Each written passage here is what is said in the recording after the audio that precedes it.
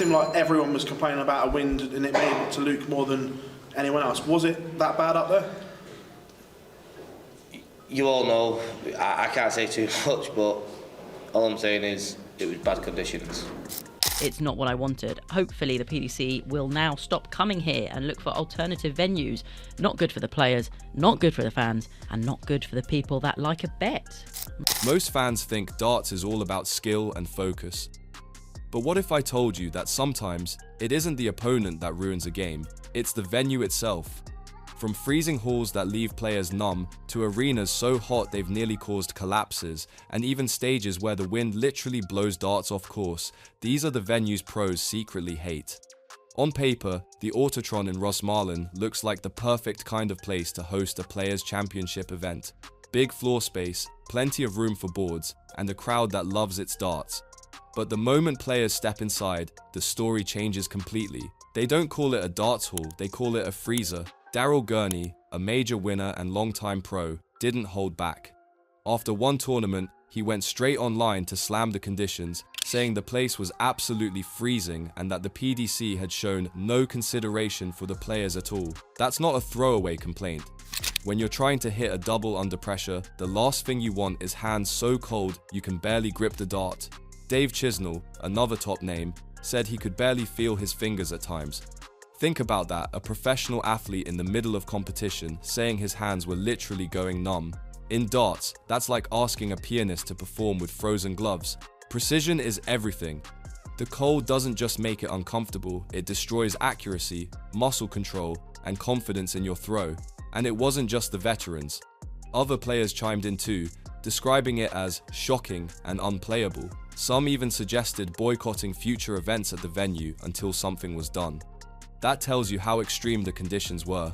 Most players will quietly put up with bad setups, but here, they were openly furious. The irony, darts is a game built on the smallest of margins.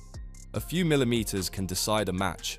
So when competitors are literally shivering on stage, battling their own body just to stay warm, the sport stops being about skill and becomes about survival. And while freezing conditions make Rosmalen one of the most infamous stops on tour, players quickly learned that the cold isn't the only extreme they'd have to face. If Rosmalen is remembered as an icebox, then Frankfurt's Eissporthal has the opposite problem. Players don't walk into this World Cup venue worried about freezing, they worry about collapsing. Irish star Willie O'Connor sounded the alarm after one scorching night under the lights. He warned that the heat on stage was so intense, it felt like someone might drop over mid-match. And he wasn't exaggerating.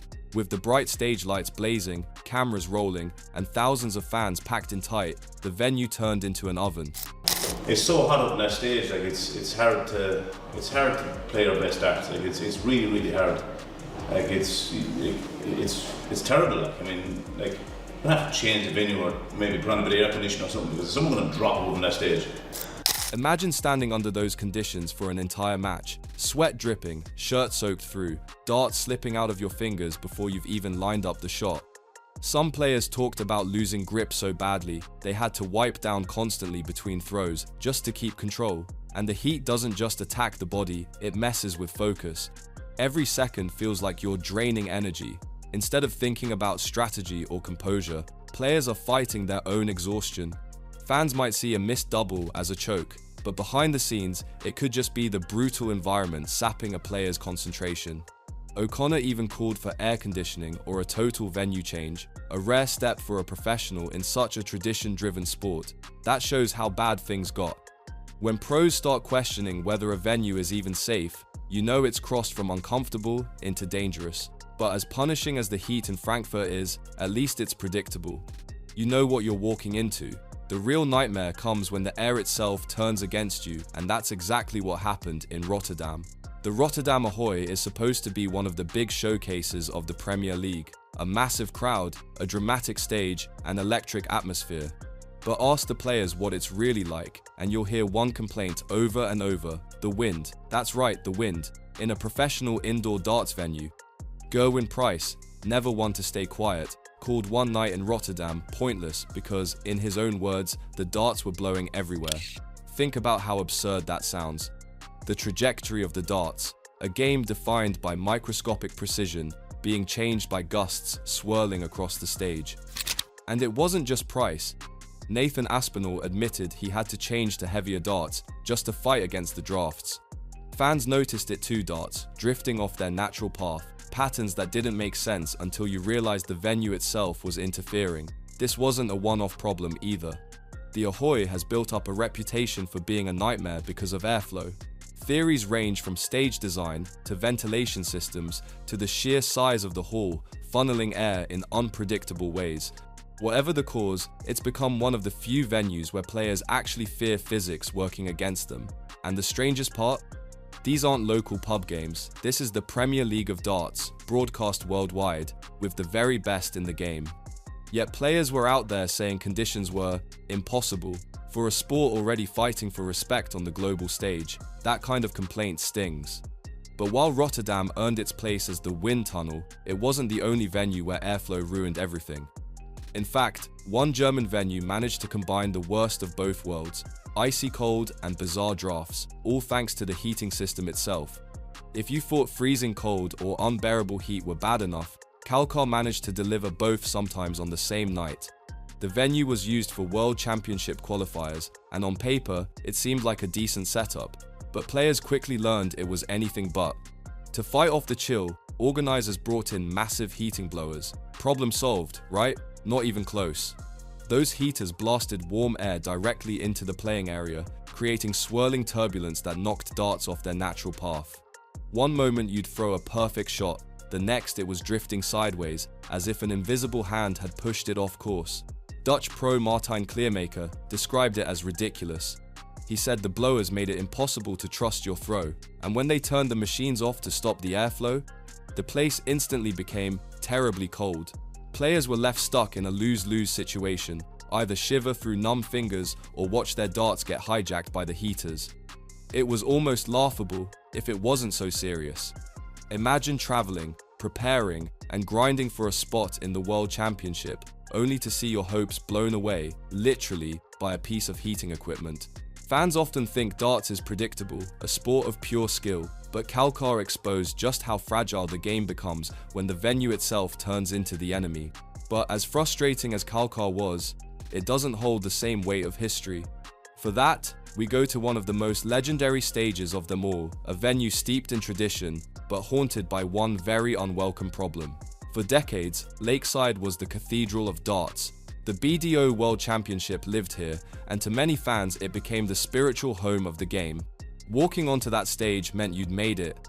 But for the players, it came with a catch, one that's been whispered about for years: the drafts. It sounds bizarre, but multiple championships at Lakeside were tainted by claims that the venue's air conditioning system interfered with play. Back in 2012, Ted Hankey was furious, saying gusts of air literally blew his darts off course. And he wasn't the first. Even in 2003, players were voicing the same complaints, invisible drafts, nudging darts just enough to ruin precision shots. Think about that. This wasn't some local qualifier or a floor event.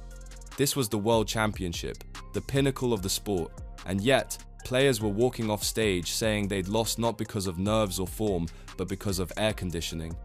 For a venue with so much history, it's almost tragic. Fans remember Lakeside for iconic matches and legendary champions. Players, though, many remember battling against more than just their opponent. They were battling the venue itself, and that's what makes Lakeside such a fascinating case. It's proof that even the most beloved stages in darts history can carry secrets that players despise. When you look back at these venues, a clear pattern emerges. It's not just about the opponent across the stage, it's about the environment itself. Rosmalen left players shivering, their fingers numb and their throws ruined. Frankfurt turned into a furnace where athletes feared collapsing under the lights. Rotterdam became infamous as a wind tunnel, with world-class pros forced to battle invisible gusts. Kalkar added its own twist, where heaters meant either bone-chilling cold or dart-wrecking turbulence. And even the legendary Lakeside, a place fans worship, carried the dark secret of drafts that could decide championships. What these stories reveal is something casual fans rarely consider. Darts is fragile.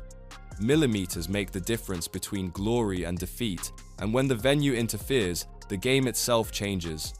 For players, these conditions aren't just annoyances, they're nightmares that strip away skill, preparation, and years of training in a matter of seconds. And here's the kicker, these aren't forgotten side rooms or local pub tournaments. These are major stages, broadcast worldwide, with reputations on the line.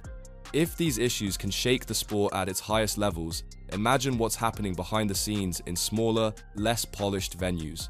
So the next time you watch a pro miss a double or lose a tight leg, ask yourself, was it nerves or was it the venue fighting against them? Because in darts, the board isn't always the biggest enemy.